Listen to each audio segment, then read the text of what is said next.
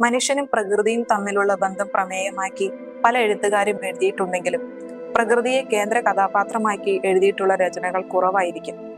രണ്ട് വ്യത്യസ്ത എഴുത്തുകാർ രണ്ട് വ്യത്യസ്ത കാലങ്ങളിൽ, ഒരാൾ കേരളത്തിലിരുന്നും ഒരാൾ തുർക്കിയിലിരുന്നും പ്രകൃതിയെ കേന്ദ്ര കഥാപാത്രമാക്കി എഴുതി.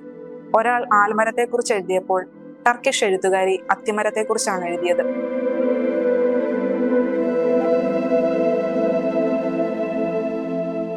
ഒ.വി. വിജയന്റെ മധുരം ഗായതിയും എലിഫ് ഷഫാക്കിന്റെ The Island of Missing Trees അഥവാ കാണാതായ മരങ്ങളുടെ ദ്വീപുമാണ് ആ നോവലുകൾ.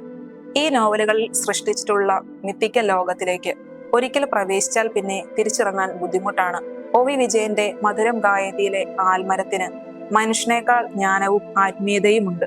പ്രകൃതിയുടെ നാശം എന്നത് മനുഷ്യന്റെ ആത്മീയമായ പതനമായി വ്യാഖ്യാനിക്കാം. സാങ്കേതിക വിദ്യയുടെ അതിപ്രസരം മനുഷ്യനെ യാന്ത്രികമായ ജീവിത രീതിയിലേക്ക് നയിക്കുന്നു. ക്രമേണ പ്രകൃതിയിൽ നിന്നും വളരെ അകലെ ജീവിക്കാൻ നാം നിർബന്ധിതരാകുന്നു. മനുഷ്യനും പ്രകൃതിയും തമ്മിലുള്ള അവിഭാജ്യ ബന്ധത്തെക്കുറിച്ചാണ് നോവലിൽ പ്രതിപാദിക്കുന്നത്.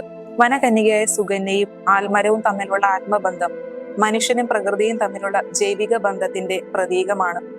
അവർ തമ്മിലുള്ള പ്രണയം കേവലം റൊമാൻറ്റിക് റിലേഷൻഷിപ്പിനപ്പുറം ജീവന്റെ ഉണ്മയിലേക്കുള്ള തിരിച്ചുപോക്കാണ്. എലിഫ് ഷഫാക്കിന്റെ കാണാതായ മരങ്ങളുടെ ദ്വീപ് എന്ന നോവലിലെ അത്തിമരം വെറും ഒരു മരമല്ല, ഈ നോവലിലെ ഏറ്റവും പ്രധാനപ്പെട്ട ആഖ്യാതാവാണ്.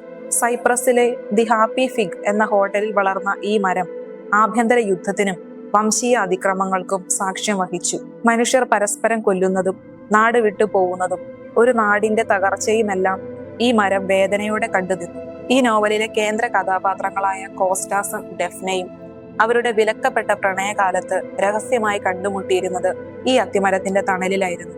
അവരുടെ പ്രണയത്തിന്റെ ആരംഭവും വേർപിരിയലും പിന്നീട് വർഷങ്ങൾക്ക് ശേഷമുള്ള കണ്ടുമുട്ടലുമെല്ലാം ഈ മരം നോക്കി നിന്നു. സ്വന്തം മണ്ണ് നഷ്ടപ്പെട്ട് പുതിയൊരു സ്ഥലത്ത് ജീവിക്കാൻ ശ്രമിക്കുന്ന കോസ്റ്റാസിനെയും ഡെഫ്നയും പോലെ തന്നെ മറ്റൊരു സ്ഥലത്ത് അതിജീവിക്കാൻ ശ്രമിക്കുകയാണ് ഈ മരവും. മധുരം ഗായതിയിലെ ആൽമരവും കാണാതായ മരങ്ങളുടെ ദ്വീപിലെ അത്തിമരവും ക്രമേണ ഗുരുസ്ഥാനീയരായി മാറുന്നത് നാം കാണുന്നു.